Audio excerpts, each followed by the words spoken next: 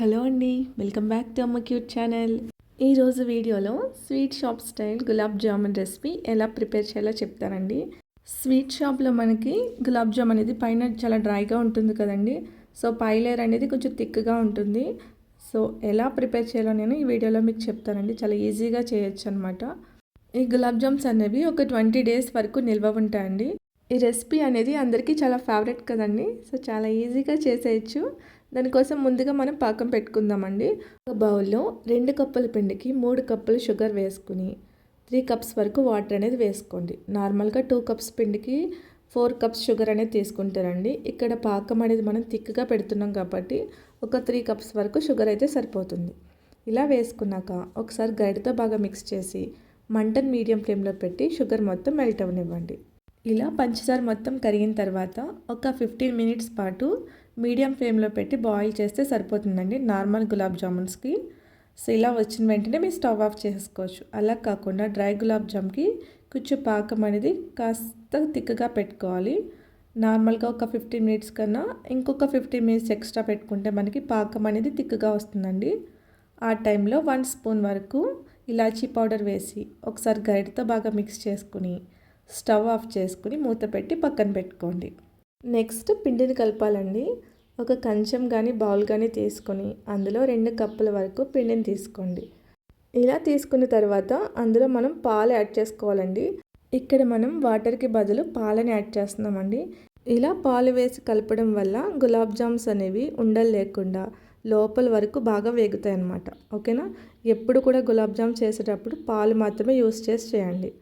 ఈ విధంగా కొద్దిగా పాలను వేసుకుంటూ పిండిని మెత్తగా కలుపుకోవాలి. ఓకేనా. ఇక్కడ 2 cups పిండికి ఒక పావు కప్పు వరకు పాలు అయితే సరిపోతాయండి. సో మీరు కొంచెంగా వేసుకుంటూ పిండిని బాగా మెత్తగా కలుపుకోండి. ఓకేనండి. సో మనకి పిండి అనేది డ్రై అవ్వకూడదండి. సో మనకి కంచానికి అంటుకుంటూ ఉంటుంది కదా ఇలా పాలు వేయడం వల్ల. ఆ టైంలో 1 spoon వరకు నెయ్యి వేసుకుని బాగా కలపండి. ఓకేనా.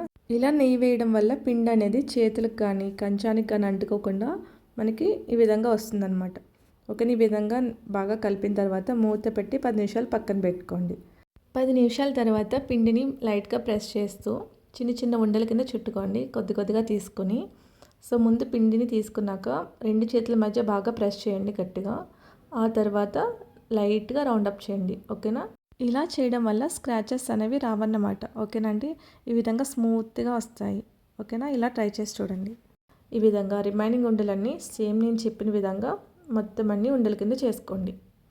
ఓకేనండి.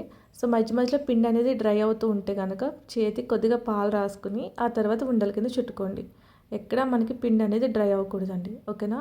ఈ విధంగా అన్నీ రెడీ చేసిన తర్వాత ఆయిల్ మీడియం ఫ్లేమ్లో పెట్టి మీడియంగా కాగిన తర్వాత మనం ఆల్రెడీ రెడీ చేసుకున్నటువంటి గులాబ్ జామ్ ఉండల్ని అందులో వేసుకోండి. 2 బ్యాచ్ల కింద వేసుకోవచ్చండి. మనం ఆల్రెడీ కొన్నే తీసుకున్నాం కదా, ఒకేసారి వేయకుండా. ఈ విధంగా వేసిన తర్వాత వేసిన వెంటనే కలుపుకుండా 1 minute తర్వాత ఈ విధంగా గరిటెతో కలపండి. మెయిన్ పాలతో వేసి చేయడం వల్ల లోపలికంటే బాగా వేగుతాయండి. ఈ విధంగా మనకి రెడ్ కలర్లో రావాలి. ఎందుకంటే మనం డ్రై గులాబ్ జామ్స్ కూడా ప్రిపేర్ చేస్తున్నాం కదా. సో మనకి బాగా వేగాలన్నమాట రెడ్ కలర్లోకి. ఈ విధంగా బాగా వేగిన తర్వాత మాత్రమే పాకంలోకి వేసుకోవాలి. పాకం అనేది కాస్త వేడిగా ఉండాలండి. గోరువెచ్చగా ఉంటే సరిపోతుంది. ఇన్ కేస్ మీరు అన్నీ ప్రిపేర్ చేసేలోపు పాకం అనేది బాగా చల్లబడితే కనుక జస్ట్ స్టవ్ ఆన్ చేసుకుని ఒక 5 minutes పాటు వేడి చేయండి. ఇదే విధంగా రిమైనింగ్ గులాబ్ జామ్స్ అన్నీ వేయించుకుని వాటిని కూడా ఈ విధంగా పాకంలోకి వేసుకోండి. ఇలా ఒకసారి గరిటెతో బాగా మిక్స్ చేసుకోండి పాకం మొత్తం కలిసే విధంగా. అలా 1 hour పాటు వదిలేయండి. 1 hour తర్వాత సర్వ్ చేసుకోండి. చాలా టేస్టీగా ఉంటాయండి. తప్పకుండా ట్రై చేయండి. ఈ వేలోని నార్మల్ పాకం కన్నా థిక్ పాకం వేసుకుని గులాబ్ జామ్స్ తింటే చాలా బాగుంటాయి. ఒక 3 hours తర్వాత పాకం నుంచి గులాబ్ జామ్స్ని సెపరేట్ చేసి డ్రై కోకోనట్తో డెకరేట్ చేసుకోండి. సో మనకి డ్రై గులాబ్ జామ్ కూడా రెడీ అండి. మనకి పై లేయర్ చాలా థిక్గా ఉంటుంది కాబట్టి ఒక 10 days అయినా బాగా నిల్వ ఉంటుంది. ఇవి స్వీట్ ఎక్కువ కాబట్టి డైలీ 1 or 2 తింటే సరిపోతుందండి. పిల్లలు కూడా చాలా ఇష్టంగా తింటారండి. సో తప్పకుండా ట్రై చేయండి. వీడియో నచ్చితే లైక్ చేయండి, షేర్ చేయండి. Thank you.